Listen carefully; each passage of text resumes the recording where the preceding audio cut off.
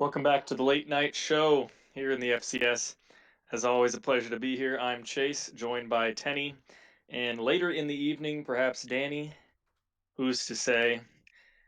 Tenny, how are you, man? It's been a little bit since I've been on the show, but I know you've been running it for weeks on end.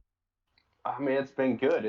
We've definitely missed having your takes, and we've had some weeks like this where there's only two or three of us, and it's a little tougher. But we should be back to having everybody on in another week or so. So it's definitely good to have you back. Yeah, we will have a guest later on tonight, but that will be in a little bit. So I mean, I've missed quite a bit. It's nice being on the show because it keeps me really invested in the community. Obviously, I'm still here in text, but it's nice to be able to run through everything and just be able to be really invested in the community. So we're Yeah. going to open up with a little review of what happened this past week.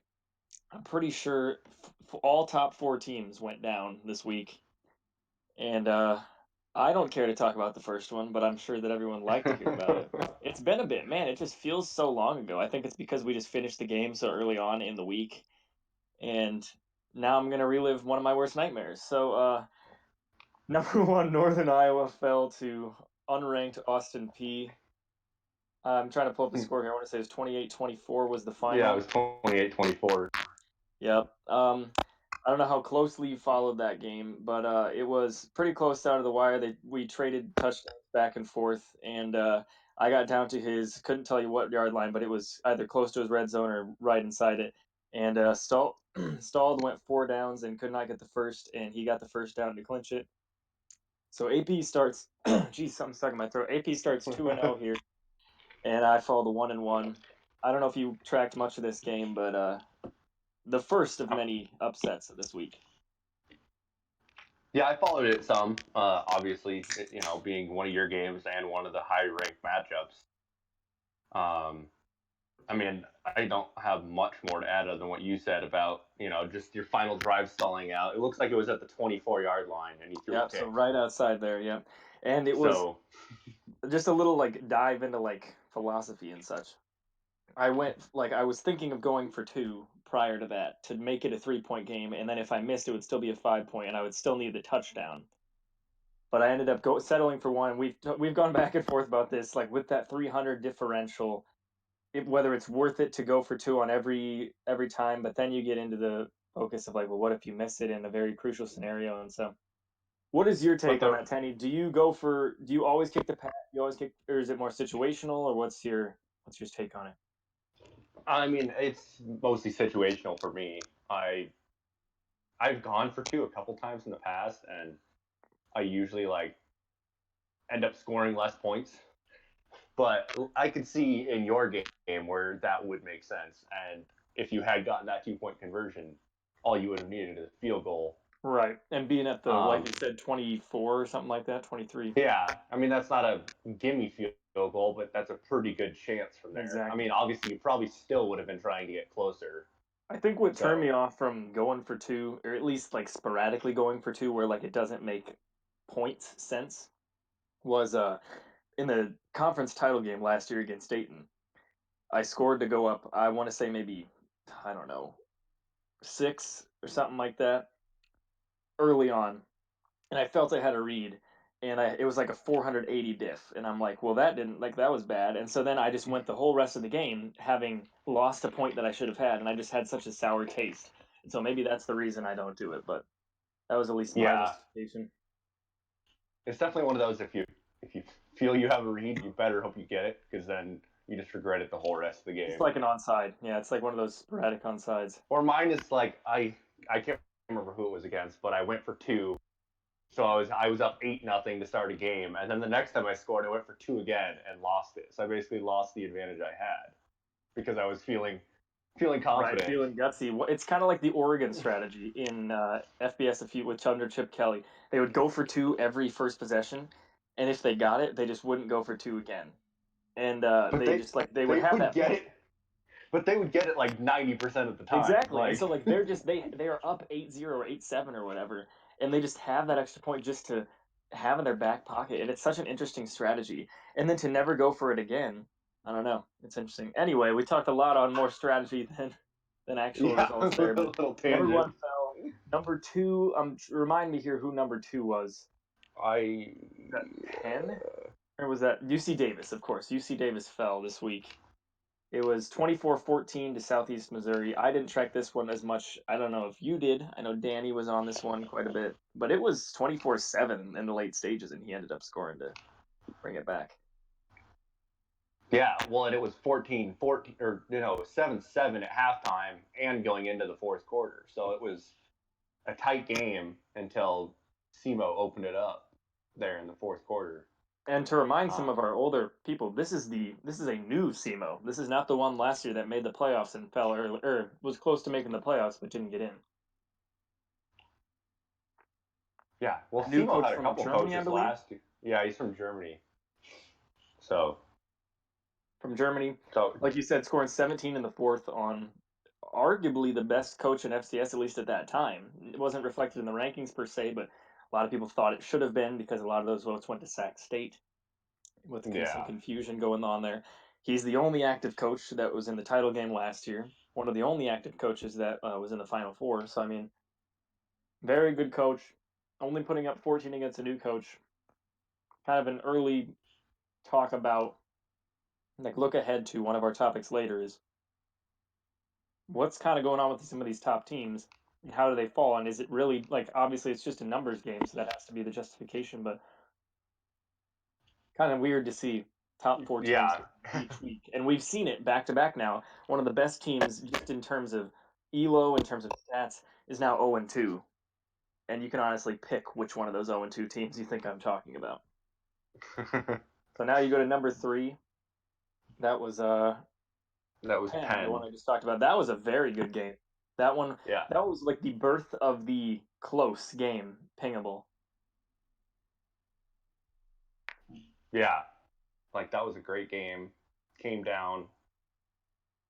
Jocks was driving. Penn was driving with a little over a minute left, and ended up not getting the first down on a 4th and 5. Um, but yeah, it was a Because close game I believe it got to throughout. a 2nd and 5, and then either two incompletions or two runs of 0 yards, and they were facing a 4th and 5 and didn't get it. Yes, yeah, it was all runs because I believe Jocks is an option. That's right. Yep, all option. So, and that's one of those. I know I've said it before, but that's one of the things I hate about the option is when you get into a drive where you have to go, halfway down the field or something, and you only have a minute left. Like even running hurry up, it just takes so much time, Yeah, and it's and really hard to mount a Jocks comeback realized that. running. Jocks typed hurry run instead of hurry up run, and that kind of bit her there, especially because Danny was able to just run out the clock.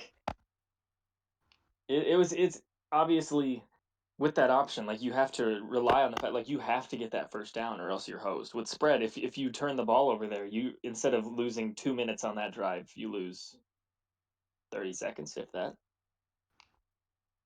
Yeah, I mean, I if know you get you're a big proponent incompletions, of hardly running. anything comes off the Exactly, clock. exactly.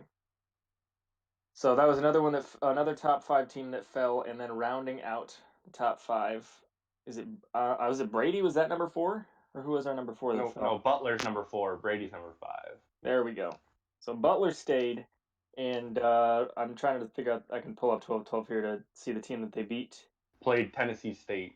That's right, Tennessee. That's Old Main. Yep, Poet, No, and this that was a pretty good game too. If we want to talk about that, this this was the game that was the birth of the close game rule that's right. because That's it right. was they were trading blows back and forth in the third quarter, and it was going back and forth, and then it came down. It was coming down to the end, There's a very good and reason I set the over under so high, and they smashed it. 99. yeah, I mean, it's not the first time one of my over-unders have been blown to smithereens, but yeah, Tennessee State 27 points in the third quarter, 0 in the fourth quarter. Hell, this game was 43-49 heading into the fourth, and then Butler scoring a touchdown to win it on the second to last drive. yeah, and then they both kind of went quiet in the fourth quarter. Yeah. Other than that, And we a can't couple forget punts. the game started odd, where Tennessee State returned a 2-point conversion for a touchdown or for 2 points, and so it was, I believe, 9-5 or some odds, 12-5, something odd.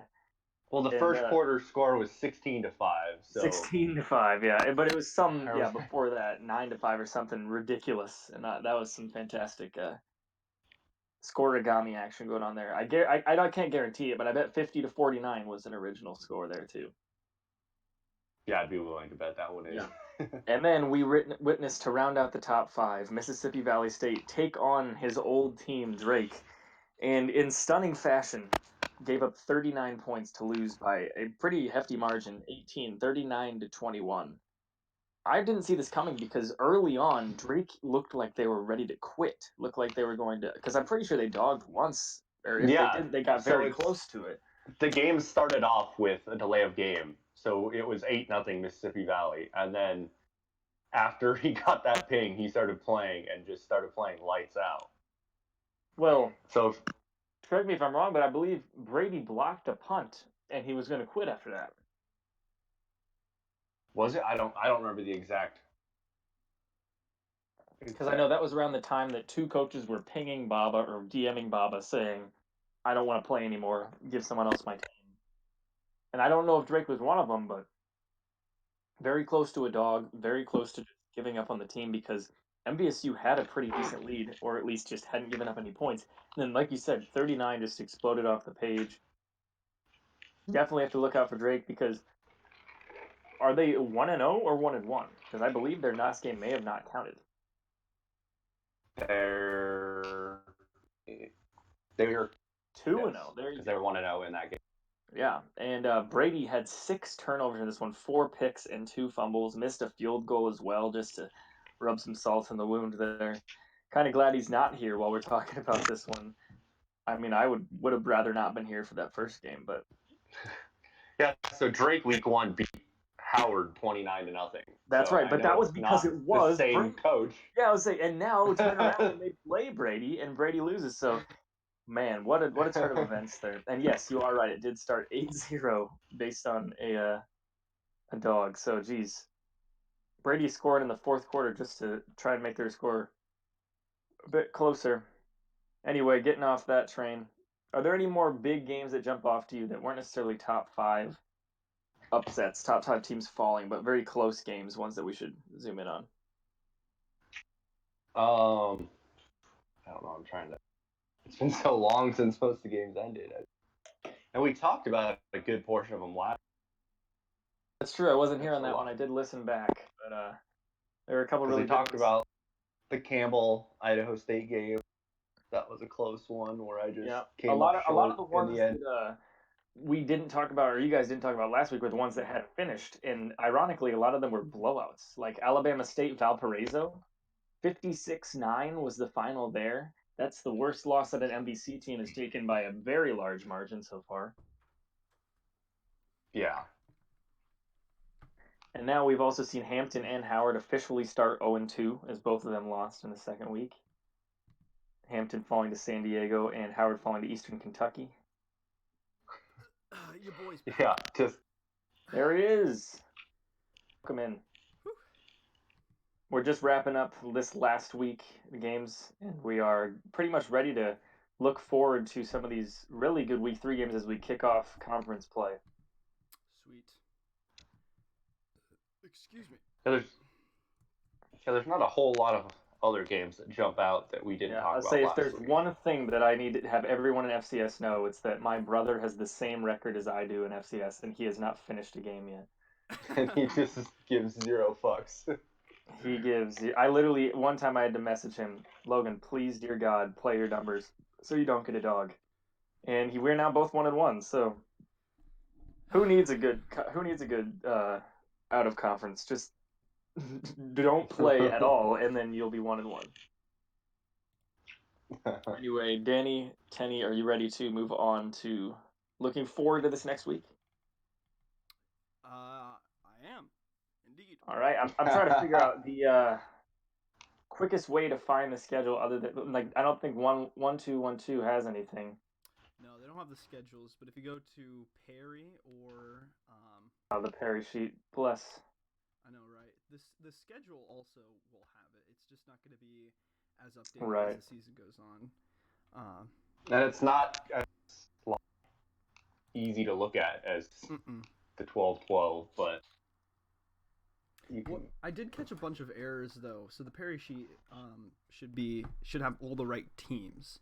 As I was putting them into my Ash sheet, some of the matchups were catching errors, but I try to fix those up. So Perry sheet should be the most accurate as well, and yeah, let's take a peek at these games. It's gonna be interesting moving into conference because a lot of these teams, or a lot of people have been really rallying around each other, and now for the first time we're gonna see people getting at each other's throats. Very Yeah, excited for and the that. best part is that a lot of these matchups are ones that are going to come like this week 3. This first conference game is some huge matchups that could have ramifications at the end of the season. Mm-hmm. You got Austin P playing MVSU right away. You got Idaho State playing Montana right away. Central Arkansas takes on Tennessee State, and that's just at the top of the Perry sheet, what I see. And Yeah, there's Dark definitely some 10 good. is officially game day, and hell, that is some of the best teams in the Ivy as of right now. Mm-hmm. Man, that Ivy's gonna be interesting. They didn't do super well out of conference, or at least not as well as people anticipated. So With 2 games out of conference remaining, but yes, I yeah, agree with you're what, right. see You're what right. you mean. Um, yeah, I don't know. I'm excited. And we all know the best conference that in out of conference ratings. But we know the best conference, not ratings aside. The Oh, biggest you string mean of the just skies. biased and like I'm trying to think of the word here. Yeah, Well, I we don't are got like it. all on the committee, so we can just kind of Exactly. steamroll. Bias in disguise is a good way to Mm-hmm. put it. There we go. All So right. what's the one that jumps off the page here for you guys? I think if we wanted to kick off with MVSU Austin P, that'd be a really good one. But also we could start with game day too.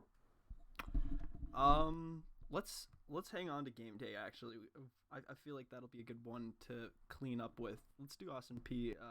MVSU. All right, Austin P MVSU last week. MVSU coming off of that loss we just talked about before you came in here, Danny, against Drake. They now head in to play Austin P, who is now 2-0 after AP had some struggles in the first season. Is now 2-0 after beating Dixie State and Northern Iowa. This will be another signature win and really get them off on the right foot in the Dick. MVSU though, I mean, it's still a very quality team. Definitely the favorites, or at least top 3 to win that conference. Tenny, I'll start with you. What are your early thoughts on this game? Yeah, this is definitely an early measuring stick for both teams because I mean, as bad as you may have done or as good as you may have done out of conference, it's the in-conference games that really matter, and those are the ones where you can win a division title or a conference championship. So it'll be interesting to see if Austin P, if AP can keep his magic going this season after such a bad season last year. But he was the majority in that poll we did at the beginning of the year. He was like 35% of people picked him as the most improved coach, and he has so far looking good on that. But it's not going to be an easy game. I mean, Brady's a tough coach, and he's a big fan of that up-down theory. So I'd be looking out for him next week. That's right. Danny, what do you think? Yeah, so this is really just a battle between it's a flip of perceived talents because AP is tied for fourth in Park Newman, whereas MVSU is way down near the middle. Um, However, if we looked at this matchup in last year's perspective, it would be kind of a blowout. I think, or people would perceive it to be a blowout. The matchmaking would have been way in MVSU's favor, but right now it's looking pretty equal because Brady likes to say up down, but sometimes you can really actually get hot in this game. I think, and I think it's going to be sort of a preview as to who's going to own, who's going to be the I don't want to say own that conference because there's still a ton of games left, but the person that'll have the biggest target on their back. Yeah, I mean, you don't want to like grab the dick too early, you know. Like, No, but it'll be fun yeah, at the very least, and we can all look on the outside from our divisions in and just enjoy it for what it is. And I'm appreciative of that.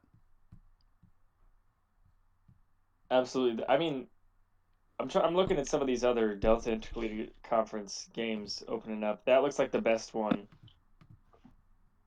Mm. Try to find if there's a better way to look at all of these instead of just the mass. Yeah, it's. I know somewhere there's the actual by conference schedule, but will I be able to find it? Who knows?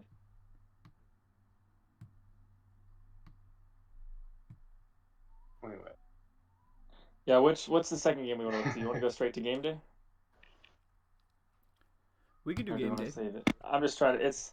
We can also talk about Idaho State, Montana, which we haven't talked about yet. Hmm. That's a tough one. I mean, So we with Drew got not coming two. in. Yeah, Drew isn't coming in, but we also roasted Brady, and he's not here. So well, I'm I sure you just guys wanted roasted me for the past 2.5 months. with great pleasure. But yeah, we should actually do that. You should So yeah, talk about the Idaho State game. yeah, I think that'd be Tenny and fun. Tana, both 0-2, unfortunately, both coming off of well, Tenny coming off of the loss to Campbell, which was a close one, and Tana coming off of the loss to Morehead State, which was a bit closer than the score might say. I think it did end up being, I don't know, 8 or 10 points, something like that, at the end there. But both have very much to prove, and Drew back in the driver's seat of his team. Tenny, if you want to give us a little insight as to what you're thinking, because we've seen one of the closest games in FCS history between you two, and then the playoff game. So, what are you anticipating in the third iteration of this matchup? I mean, I know for me, this game has a lot less pressure on it. So, just because I'm kind of at a point this season where I'm not, I don't know. I mean, starting off 0-2, it sucks, and I know that if I lose this game, it's going to be really hard to make the playoffs without running the table or something. But I mean, I've had some close games. I've stressed myself out, so I'm just gonna kind of go into this game just more relaxed and just kind of play it how it is. I know our two games last year were basically polar opposites of each other, but that playoff game was the worst game I've ever played with 8 turnovers. Like I don't think I could do that again if I tried. Yeah, I remember Um, you played. I don't know if it was against Danny or Danny against Brady or you against Brady, where you played one of those scrimmages where you tried to lose. Oh yeah, I played against Campbell, That would be it. Yeah. and I yeah, won, which meant I lost. I ended up with the most points, unfortunately. but yeah, I think it's gonna be a good game. It kind of has some less hype than we had hoped coming into it, but it'll still Certainly be a less good hype, but game. I mean, you said it early. You just got to succeed in conference, and this is a winner is automatically tied for first place in the or in the Big Sky North. You've still got like obviously Eastern Washington taking a step back. Idaho is a more unknown. Montana State and Weber State play each other this week, so we'll also get to see what's going on there. And Portland State um, gets to play that unknown in Idaho. So the Big Sky North is still obviously up for settling. Danny, you got any thoughts on this one? I want on your odds maker, not even just the game, but just a prop bet to be how many quarters that Idaho State or not Idaho State, Idaho versus Portland State game will get through. I mean, 1.5. I would think about the over. That wouldn't be terrible, and which is funny because a lot of people had Portland State as their sleeper in Big Sky. Mm-hmm. I mean, I think I had them too. That's another thing I can kind of allude to here.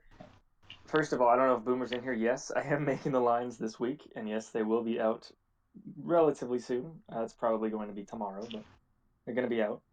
And second of all, I'm looking to do a futures bet since we are just about to start conference games. I'm looking to be able to allow people to bet on which team they think will win a division, win a conference championship game, and how many teams will make the playoffs from that conference. So, bit bigger of a project, but I think I get it done before these games kick off. And here's what I will say about the Big Sky is that we have a lot of teams that have experience and they have been through this almost most of us I think have been through an entire season, or at least 4 games, so we know what to expect throughout a season, and we're not as unknown. So whoever wins this week is going to be a front runner for the division, for the conference. It's not like a conference where Absolutely. somebody could could potentially lose in the first week, but still be around the top. It's going to be cutthroat, and you can't afford to take a step back or falter at all. So you have to continue to win, and I think, especially given that we're probably all going to play all of our games, you're not going to have a couple of teams that are, like Right. 3-2 to end the conference slate. It's going to be tough. It's going to be fun, and I think I'm going to come out on top. So stuck on that. Yeah, I definitely think the division winners in the Big Sky are going to be 6 or 7 wins. Like Mm-hmm. you're just gonna, there's gonna be some good teams that have good seasons. So you can't start the conference playoff with a loss. It's going to be an uphill battle. I mean, it was last year for me losing to Montana, and then I was always just that game behind all season. I mean, I know I kind of lost a few more towards the end there, but it was just once you lose that one right at the in the first couple of weeks, it's really hard, to catch back up, especially in an active conference like the Big Sky or the MVC or the Dick. You can't afford to trip up, mentally either. So if you don't mind, we could Sun, where week 1, I guess week 3 here is You're cutting out. everyone plays out of division. Everyone plays out of division here. So you get Chattanooga, which is an old coach, playing Bethune-Cookman, which is an old quality coach is what I mean, new coach. And then you get Florida A&M against Jacksonville State, 2 older coaches that are kind of pegged to be toward the top of that conference. With everyone playing cross division, it doesn't have quite as much meaning, but it is still a pressure to get to 1-0. Do you like Florida A&M or Jacksonville State? Is Danny still here? I didn't know who he was talking to there. I'm here. All right, cool. I'll ask you first then. Florida A&M against Jacksonville State. Who would you like to start 1-0 in the ACE? I mean, who would I would like Jacksonville State to start off, but that's mostly because I played them. I think if I had to pick, if I had to take bets, it would be as close to a pick 'em as possible, but I'm still favoring Jacksonville State. I mean, I played that guy. I've watched a lot of his games, which sounds weird considering it's just number guessing and it's on Reddit. But I've watched a lot of his games, and personally, I just see it in him to carry through for the entire season. This week is just going to be not an exception. I think he'll cruise through. I'm sorry, Famu. I definitely believe that you can pull it out, but Jacksonville State's just at an elite level.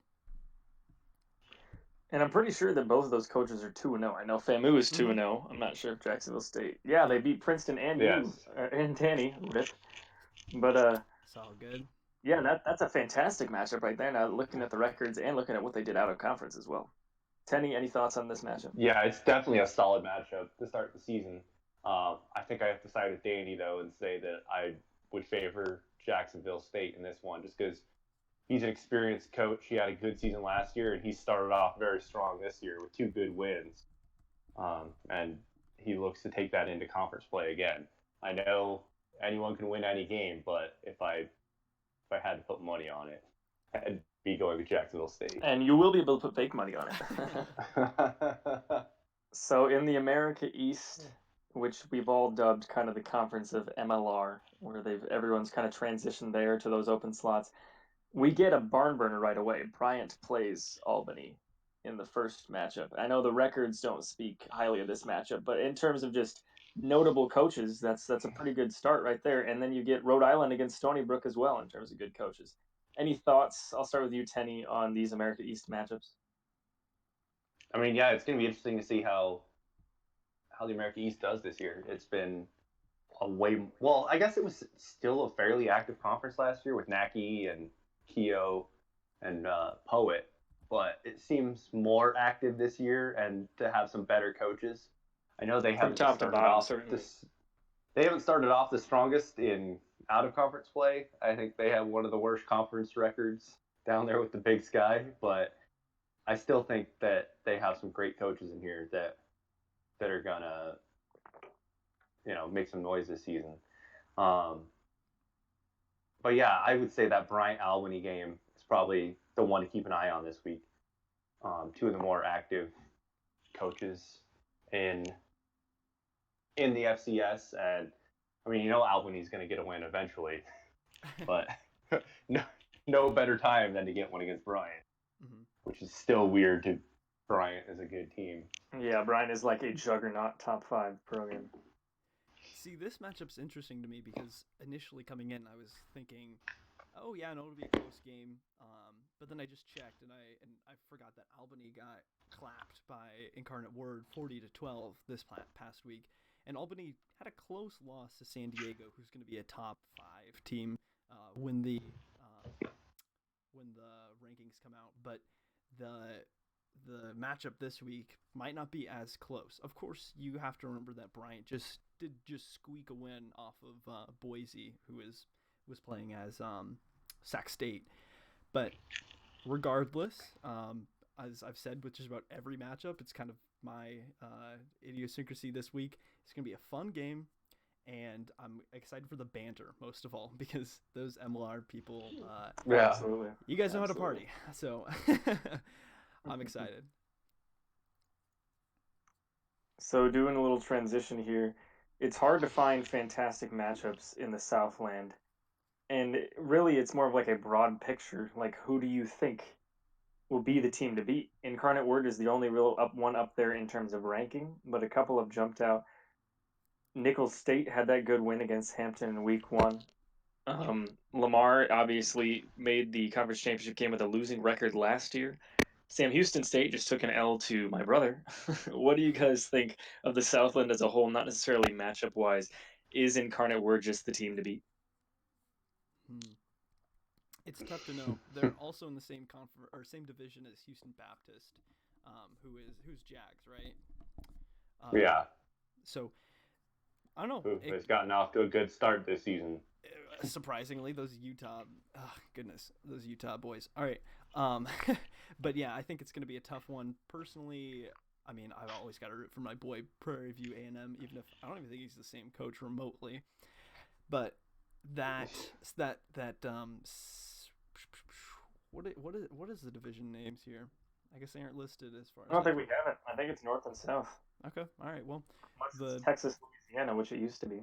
Oh, well, the Texas / North or whatever. Right. I think the North is like Texas, and then like the South is Louisiana, perhaps. I really don't know. Okay. Yeah. No, I think the Texas / North division is going to kind of take it. I like Lamar and McNeese and Nicholls. Those are the kind of the guys that you see around, and you have memories, you have fond memories of them at one point being good, and I just don't think they're going to be able to keep it up. Grambling State is another one to consider. I think Grambling State is ranked, right between Brady and I as far as Park Newman, but who knows? I'm with you. I don't see any clear front runners, and none of the games completely stand out to me. Tenny, any thoughts on the Southland at all, or is it all Incarnate Word for sure? I mean, until somebody else proves me wrong, Incarnate Word is my favorite. There's just so many unknowns in that conference. I mean, you have Lamar coming back. McNeese isn't the same coach, is it? Nope, McNeese moved on to FBS, and so far, I believe is either 1-1 or 0-2 because they lost to Eastern Illinois the first week. Yes. So I don't know. It's definitely an open conference. I mean, all of them really are at this point. We don't really know who's going to win what, but yeah, I Incarnate Word would be my favorite if I had to pick one. All right, and the final matchup here that we're looking at is game day. I mean, if I've kind of teased it, and by teased it, I mean flat out said it on accident. Didn't realize that it wasn't public knowledge yet.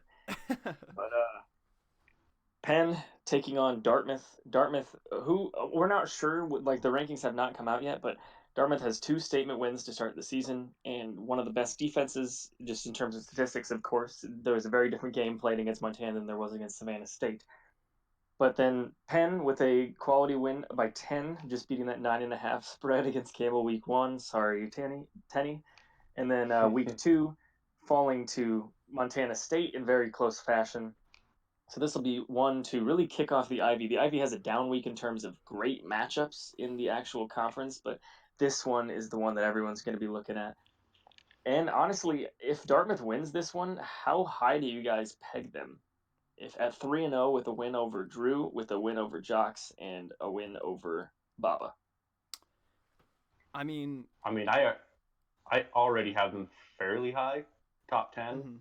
mm-hmm. Just based off of the 2-0 start and the just dismantling of number 1 Montana. It was been a great start to the season, and with so many other teams just faltering to start the season.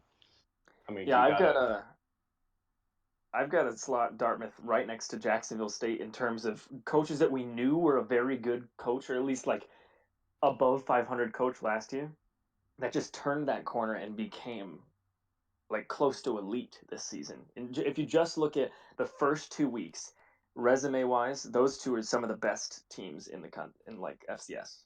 Mm-hmm. Yeah. I So I mean, believe. Danny, thoughts I on this matchup? I think I think this is going to be this. I mean, this obviously is going to be a great game day simply because of who these coaches are, but then also these two teams. Like I think Pennsylvania. Goodness, that was gross to say. I'm going to switch to Penn. Penn is going to be is a little bit more of a traditional fake college football style. I feel like Dartmouth plays that stalwart defense and tries to limit their mistakes, but Penn is just a powerhouse in the general sense. As that's just what I can say after playing, and so I think it's gonna be a close one. Um, and I want to say Penn is gonna take it out. It's just gonna be a difference between who gets the final possessions. Because Dartmouth was talking last game, he had like 2 legitimate possessions. The other ones were like kneel outs. So it's now Dartmouth who's going to have those ample possessions and those opportunities to score versus Penn, who has played tough opponents lately. Remember, Campbell is good again, and then played against me, who is, I'm Big Sky tough. Am I right? So the Big Sky 7-5. you're right. I guess Dartmouth did play Montana, but I mean that was like I forever ago. I it'll be interesting because Savannah State last week kind of intentionally used that option to limit the possessions. Penn, to my knowledge, also runs an option scheme. So I don't think we're going to see that 3-6 or whatever it was last week, 3-7, 3-10 Mm-hmm. type of game. But I do think it'll be tough for them to get over 24 points per team. Yeah. Yikes. So I believe, unless we've got any qualms here, we'd want to transition to our special guest of the night. No qualms. Tenny, you good with that? Yep. All right, I will shoot a ping and feel free for the rest of you to do so. We're going to welcome in our good man Webb, number 25, Harvard, now 2-0. It's been an interesting season so far. I really like, and I know Drew really likes Harvard and their chances in the Ivy, but starting 2-0 certainly can't hurt. You've now been unmuted by the almighty Danny. How are you, bud? Good. How are you guys doing? Doing good. Great. Hear me all right? Yep. Yeah, you sound great. Yeah. Better A than lot me. more consistent than Danny, but who knows? All right, Mr. Wi-Fi. All right. Have I had any problems yet? I'm No. plugged into Ethernet here, so. You're actually. All right. Cool. I will pass it off if you guys have any opening questions for our guy. Mm-hmm. And as we can see in the chat, everybody is amazed that this guy is old. I wanted to ask what your take was on the game day for this week. I agree with you guys. It's going to be a good game. I think if Dartmouth can play as good a defense as he has the last 2 games, then he's got this one, especially with Penn running option. I think if he can just minimize, possessions on both sides and all that, he'll do a good job. But I don't really have a favorite. I don't have a pick yet, but I don't know. It's hard to say. Probably Dartmouth if he holds up that defense, but it'll be a good game. Yeah, Harvard coming in 2-0, like we said, with wins over Nicholls State. Excuse me, Sanford and Nicholls State in that order. So you now take on Columbia in this next week, kind of an unknown commodity to my knowledge, I'm not sure if it's a different coach or if it's the same one as last year, but a team that struggled to stay consistent. Do you have any opening thoughts on Columbia? He's a new guy this week. He just joined with the ad we put in uh, the Wow, so NCAA football completely series. new. Yeah. Yeah, so I have a record, even though I've only played a season and a half, of losing to a brand new coach. So we'll see how that goes. But we were hoping to get old Yale, last year's Yale, in the sub for Columbia this week, but that didn't happen with new coach joining. But that's fine. It'll be fun. Uh, I'm excited to see how he does. Obviously, I'll probably lose as always, but you never know. So, do you do any scouting or anything? Do you approach this game any differently, knowing that there's nothing to go off for this guy? I usually do a little bit of scouting, but obviously this week I can't. So I'm just gonna wing it and hope it goes well for me. But um, you know, I don't know. It's gonna be fun to play a new coach. I kind of like doing it. It makes it more random, which is the basis of the game. But Mm-hmm. Yeah. So, So when you first came into FCFB and to now, what would you say has changed? Do you scout more? Do you scout less? Do you scout at all? Do you like the direction your team's gone? I mean, you're 2-0 at this point, so you have to like where this season's heading. yeah, definitely. I probably scout more and more every week. I've had some good numbers with scouting where I've started games with return touchdowns and stuff like that based off of guys memeing 420 at the beginning of games and shit like that. But other than that, I started last year in Division 3 actually before everyone that joined Division 3 was inactive, basically except for me. So then I moved up to Harvard. But you know, it's been fun, and scouting and stuff has been picking up more and more for me, at least, just Yeah. because I've got a track record of coaching and other guys do too. So it makes it a little bit easier to kind of pick and choose what numbers guys like to do and shit like that. But outside of that, you know, So sorry, you my moved, dog just kicked my headphones out of my computer. no issues. So you moved up from D3 to FCS. Do you have any intentions of moving down from FCS to FBS? I probably never want to go to FBS. There's only probably one or two teams that I'd like to take over just out of real life fan bases and shit like that. But Sure. I'll probably always stay as Harvard as long as, the Ivy stays intact and stuff. We had a few guys move this year, but outside of that, it's been kind of the same core group of guys that are active and stuff like that. And it's been pretty active this year. Columbia's been active, the new coach that I'm playing this week. So that'll make it more fun, trash talk with him. Yeah, I always love when conferences come together like that. It's got to be fun, especially to want to stick to the Ivy. Do you have any teams that you think should be front runners? Obviously, yourself, if you have that confidence to win the Ivy. But do you have any other teams that you think should be front runners to win the Ivy this year? Both the game day teams are going to be really good this year. Jocks and Dartmouth both had good seasons last year. They're starting off pretty well, even though Jocks only won a one. But they're both good teams, and I like both of them to win the conference. It's tough with 8 teams because obviously Yeah, it I makes know it a lot division. less random. But there's never really a favorite, and I think Princeton's going to bounce back because he's obviously a good coach. And if I'm being optimistic, I like my chances, but we'll see what happens once conference play starts because it's a gauntlet in the Ivy. So you never know Absolutely. what's going to happen. so then, Danny or Tanny, you got anything for him? Go ahead. yeah, I got one question. So I just want to know what your favorite game was this for your entire career. That's tough. I haven't really had a really close game. There was a couple in the mega bracket. I played as Columbia and Harvard, obviously, in the mega bracket, and I had a couple close games, but they didn't really count, so I didn't feel quite as excited and all that about playing in them just because it was an exhibition, basically. But last year, when I played Yale, last year's Yale, who's Hawaii now, I think, that was a really good game, and that was the first game I played against an actual good coach because I think the week before that I had a DOG win, and the one before that was someone who's not here anymore.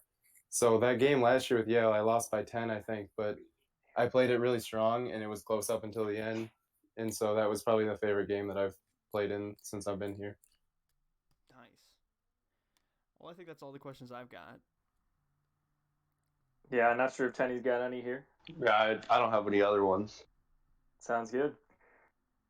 Webb, always a pleasure. Glad you could be our special guest tonight. Sorry we don't have Drew or Brady to grill you with some hard hitting stuff, but Yeah, it's a really shame excited. Drew's not here. Drew's the guy That's that's been right. bragging me up for 2 weeks. He invited me to come on Exactly. the show, and then he no shows. So I don't know what the hell. Yeah, I bet I'm he had gonna some stuff complain going on. to him Please about do. it. Please. Actually, I would direct message him and threaten him. Mm-hmm. I think. Yeah, I'll give you his address and you can throw Yeah, if you have his some- social security number too, that'd be perfect. I don't, but I've Sure. been working on We'll it. just put it all in an envelope. Yeah. I'm sure VFB can track that down. Oh, he's already got it. Anyway, thank you very much for joining us, man. I best of luck on the rest of the season, and good luck against Columbia. Thanks for having me, guys. Mm-hmm. Oh boy. Good times. Obviously, wish we could have Drew and Brady as always, but hey, I'm back, right? That has to mean something. So moving on. Yeah. Makes sense to me. It does make it does feel a little bit better, especially because whenever there's those weeks where it's just Tenny and I, it's us just going and like, yeah, so you know. So it's good to have somebody who can actually be a little bit concise with their words. Yeah. I'm glad, man. Glad to be back. Really, wish we had Brady, wish we had Drew, but the three is certainly better than two. A transition here to something Drew kind of had an idea with a change in culture about what's going on with these top teams. Tenny and I already talked about 4 of the top 5 falling. We've got at least 3 extremely notable coaches that are 0-2 out of the gate. You look at like Princeton, Montana, Idaho State, and then flipping on the bottom, you've got teams that no one had any idea who was even coaching those teams jumping out to 2-0 or getting wins over these teams like Drake. So is obviously as a numbers game, is there anything we can do to predict this type of action, or is it really just a crapshoot for every poll we put out? I think that was kind of the aim with my diff analysis to see, who got lucky, who's actually dominant. And so far, I haven't kept a ton. Actually, I need to do that today. I'll update for week 2 and get some team totals. But I think it would be interesting to see who's been able to get lucky and who's been able to just own the numbers game. I think personally, since I've been playing this for a while, and as much as I hate to say it, I think Brady might be onto something with his up-down theory. It's just hard to stay hot, in my opinion, because once you get down on a game or something like that, you kind of lower your expectations, and that alleviates some mental pressure for you. And it seems to help me. And I think I've been doing a bit better this season, even though I'm just 1-1, because I've been taking the game a whole lot less serious. So I could feel the up-down working, and as you work your way up in the rankings, it gets harder, and there's a ton of expectations that are put onto you that can stress you out and make you slip up mentally. Yeah, in terms of like if we in a perfect FCS had everybody finish their games, no dogs or anything, I don't think an undefeated team would happen in the regular season. It's a numbers game, and no matter how confident you may feel going into a game or how confident you feel up 20 or let's say 17 against, I don't know, Drew in week 2, like no matter how confident you are, it's going to be difficult to not only play like people you don't have faces to, you don't have names to, especially Reddit coaches, things like that. It's a numbers game at the end of the day. Tenny, I don't know if you've got like any thought on that, but I just it's hard to really predict in a game where you can't put an actual like quarterback to a team. Like it's just you're entering in a number. Yeah, I mean, there is always the random aspect of it, and there's luck to it. And as much scouting as there is, and as confident as you feel going into a game, all it takes is a couple numbers calling the wrong thing or just completely missing, and it completely flips the game upside down.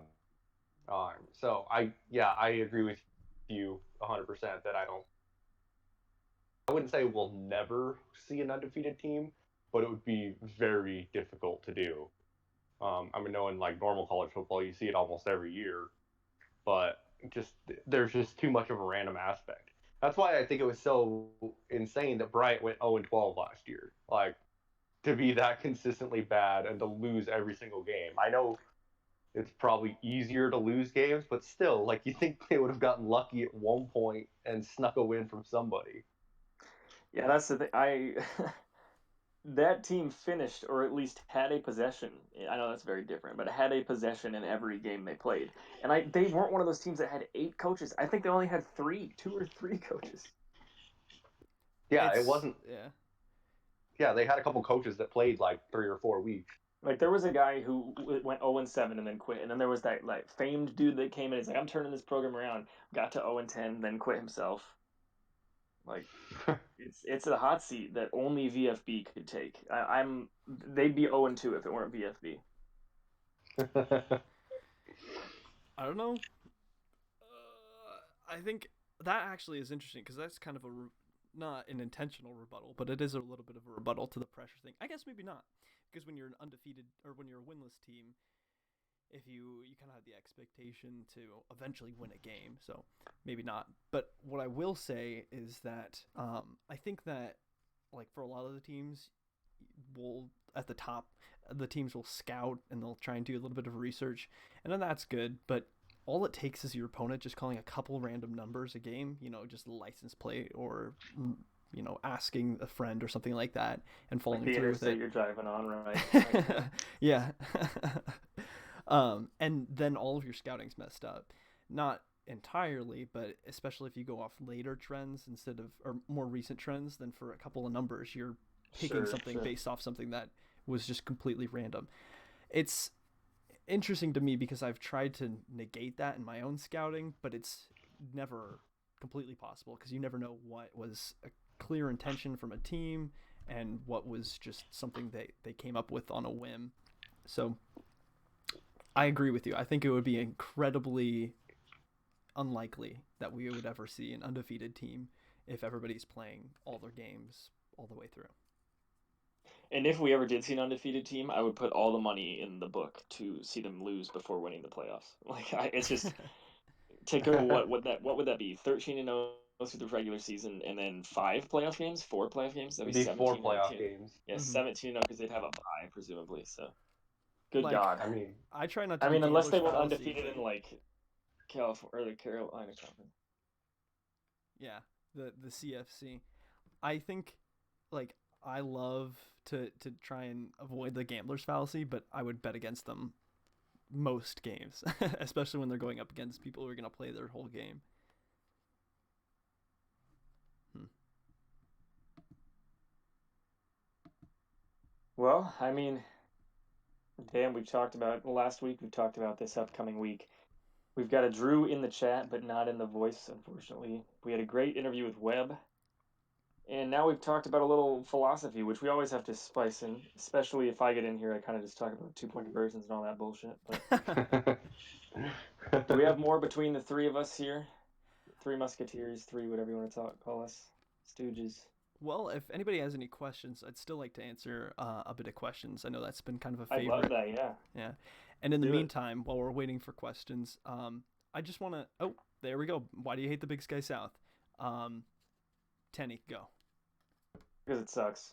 because it's not the Big All right, Sky North. thanks, Tenny. Because it's the Big Sky North. I did a little. It wasn't a segment, but it was a like paragraph in an article I wrote last season about the Big Sky South. It's that obviously we've got different coaches. Sac State moved to UC Davis. Both of the Cal Polys are gone. Dixie State is a completely new coach. And Arizona is I don't know, are they a new coach or the same one from last year? They're certainly They're old in Albany. interest. Like there we go. There we go. Yep. So a new face in the conference. But the constants are the UC Davis coach in San Diego.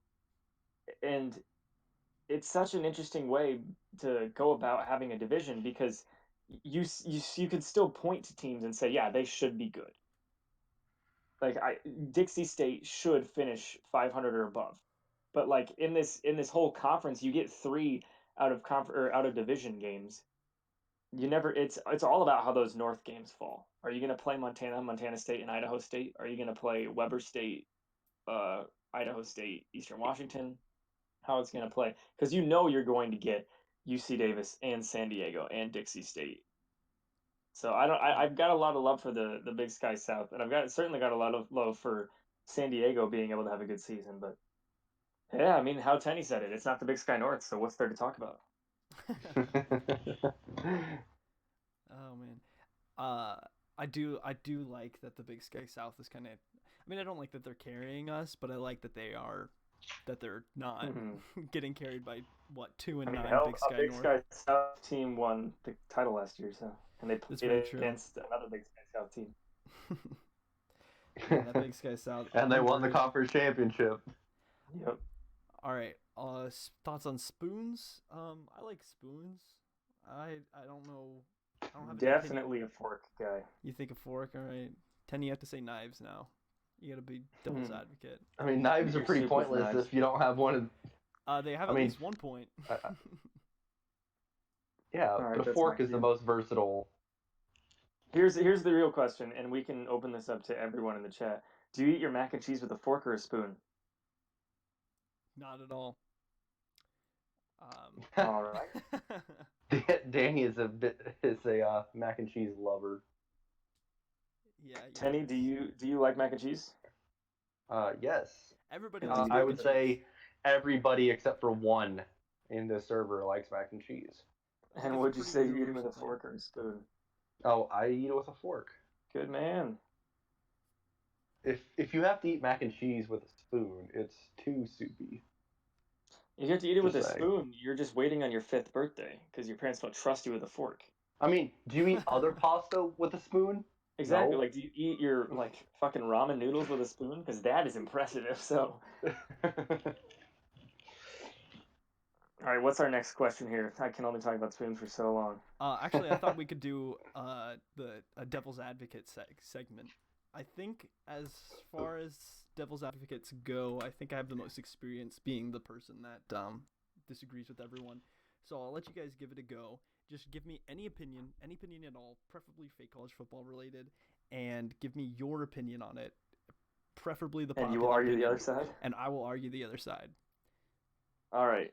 So a popular opinion. I think that Bryant should be ranked top 3 in the next coaches poll. Yeah, but here's the thing: if your coaches poll is going to be if you're trying to look at the end of season projections, if your poll is like, okay, who's going to be at the top at the end, Bryant should not be on there. Just maybe not even at all, because this team is going to get taken.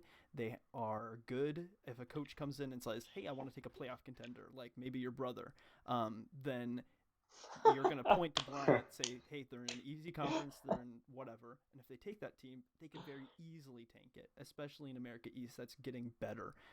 They have a bunch of MLR coaches. And if you're trying to say who's going to be at the top at the end, Bryant is going to falter, and you really should consider somebody else in the top 3. Whew, okay. That is not what I. That's not what I'm. God, it's going to be very hard. I'm going to have a lot of people disagreeing, but that's okay. That's the point of the segment. Dartmouth's not muted. Dartmouth's not Dolphins should be the best defense in the country.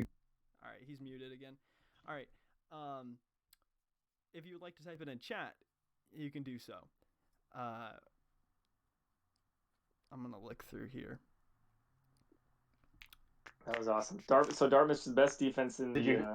Yeah, he said Dartmouth's like the best. I didn't hear everything, but I maybe He said Dartmouth will be the best defense.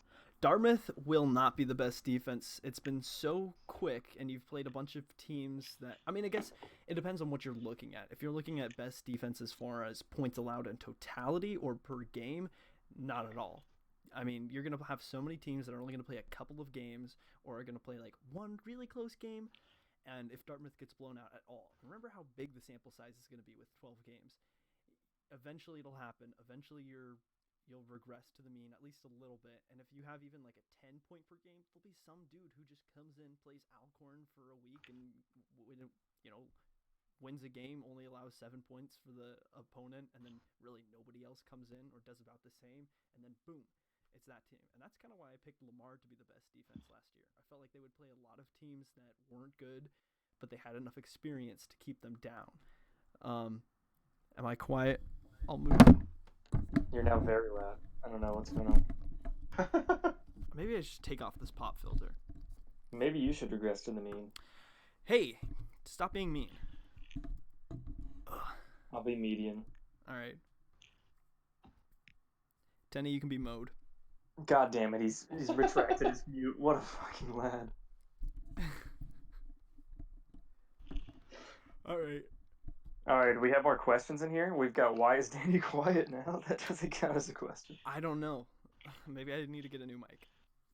I thought this snowball was going to serve me well. Oh well.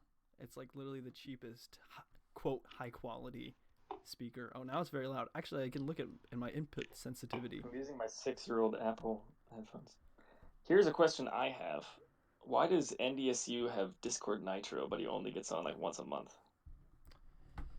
Well, we only know that he gets on here once a month. He could get on his porn servers, Trump support servers or something. I don't know. Here's some good ones coming in now. What is the first week that we'll see the same top 3 teams and the coaches pulling back-to-back weeks? I say never. Like last year was a pretty good evidence. It'll have to be to the point where the top 3 are playing 3 teams in conference that are, I don't know, I guess like Reddit only even is almost too scary. Like they'll just have to all fall perfectly. Like the top 3 teams have pulled so far away that even right, with a like loss, last season where like EWU losing still kept them at number 2, like that shit. Mm-hmm. Yeah. So, and every time Montana lost. Honestly, all like 7 times. It'd have to be like that situation where EWU, where the number 2 loses to the number 1, but it's like close enough that they stay up there, and then the number 3 is far behind, but ahead of the others, and they beat like a weak opponent.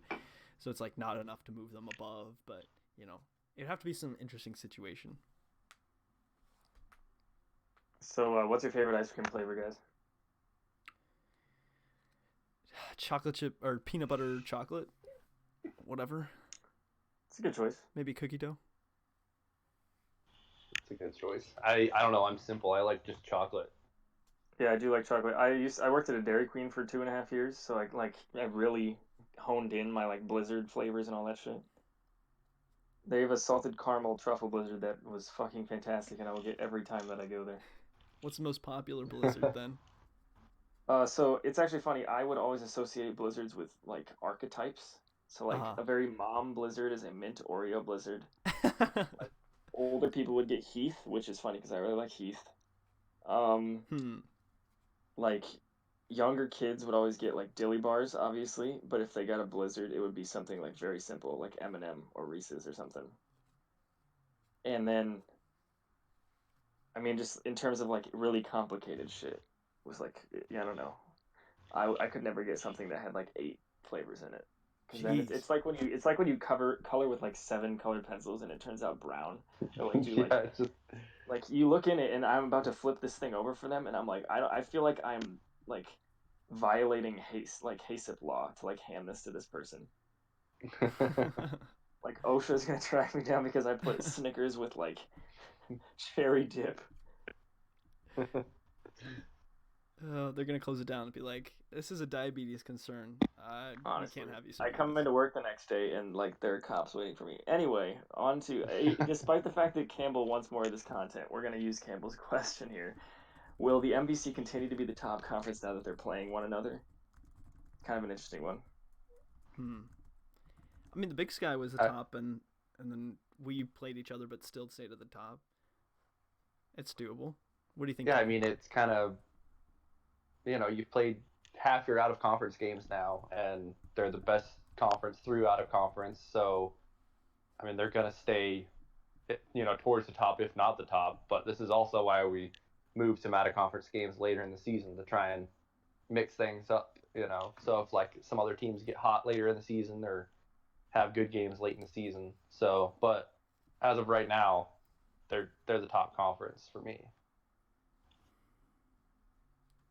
I mean, in terms of like just this coming week, I certainly think they stay the same conference because none of the big dogs play each other. Dayton, Butler don't like they play Illinois State and Indiana State, which ironically those are the two teams that don't have coaches, so they'll probably just get dog wins or get reassigned against other teams out of conference. Um, Drake plays Northern Colorado, which I love because Norco has been a very good new coach, and Drake, like we talked about, is 2-0 now.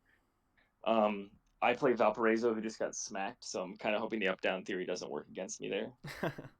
And SDSU plays his old team in North Dakota, which I'm not entirely sure has a full time coach. The matchup I really love though is Eastern Illinois, who's 1-1 but has a really good win over McNeese. Plays Western Illinois, who is Ekstrom, who has a great resume and is kind of flying under the radar despite his meme ability. That'll be one to tune into. How quickly are those guys playing? How quickly are like is NBC as a whole, or what do you say? I just mean Eastern Illinois, Western Illinois. I don't know for sure about Ekstrom. I mean, when he got on a roll with Presbyterian, like Boomer just kind of would play a number and Ekstrom would score a touchdown, and so like it'd be pretty quick. But like Eastern Illinois, I mean, it was like if you get a 10 in that 10-day range, they probably finished in like the 6th or 7th day or something. So, but it's not like one person stalling or anything. It's just kind of I don't know. People have lives and they don't focus on this as much. They don't have a podcast about this like we do. Mood. Do we got another question? I'm scrolling for a new question. Why did Iwu and Norco make the playoffs last season? They beat really good teams or had a lot of wins in a big. Don't worry. I mean, conference. Iwu I voted for because I didn't want to get crucified, but Norco I did vote for Howard over Norco. I was one of the only committee members to do so. It's one of those things where people have gone back to it afterwards, and I mean, it's here's really close. Yeah, go for it. here's what I'll say. They played each other, so it's like we didn't get to see them like play against other teams and then both get a win and then just like the year that VCU got in the like final or they won made in the final four because they were in the first four in Dayton. People thought they shouldn't have even been in the tournament, and then they made the final four. Like if one of those teams won 3 games in the playoffs, oh okay, that's justified. But they played each other, so one was going to lose right away, and then the winner had to play. I don't even remember who they played. Sac Was it State. Drew? Sac State, that's right. Which is worse because Sac State was in the title, so it's like it was hard. You had 3 Big Sky teams right away like that. Only one of them was going to emerge, so they kind of got a tough draw. And the fact that everybody voted for not rearranging based on conference kind of supported that argument. Dang, hard facts. All right.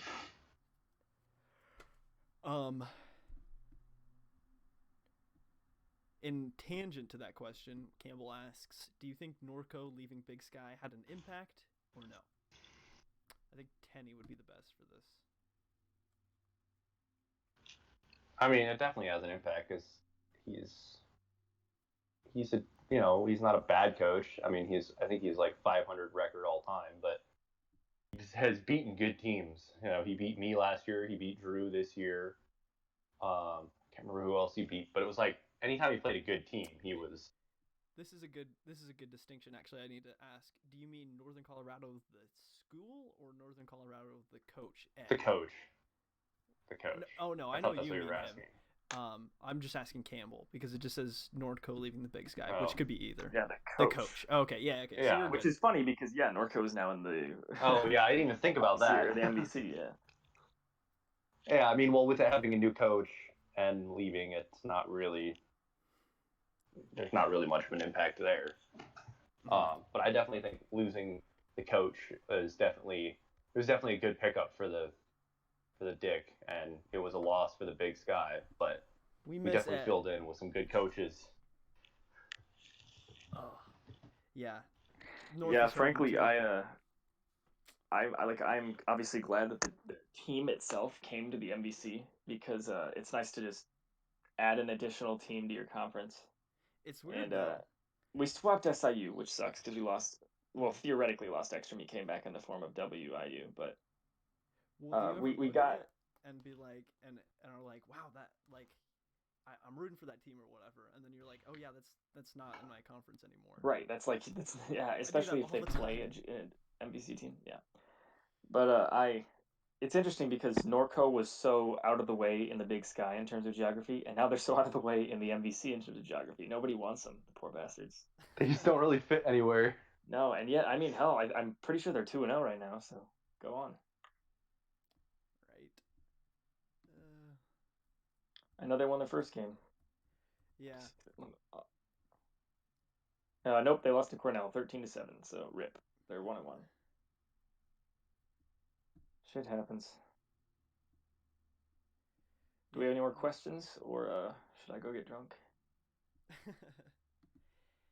This has been the Late Night FCS podcast brought to you by. Actually, I'm not going to go MeUndies. Brought to you by Squarespace. Squarespace, the largest. Give me money Every now. podcast ever existed. Yeah. You know, you listen to too many podcasts when Yeah. you know the most common ads. Yeah. Yeah. Or advertising another podcast. Yeah. Got to get that sweet sponsorship dollar. Speaking Blue of Apron. I see stuff, people. honey. Yeah. If So you you've guys ever all shopped just watch the online- Rooster Teeth podcast.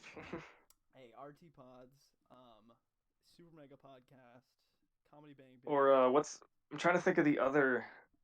It's like where they send you that food in the box. Not Blue Apron, but the other one. Mealtime box shipment thing. Yeah. Motherfucking Dartmouth is back for a third time.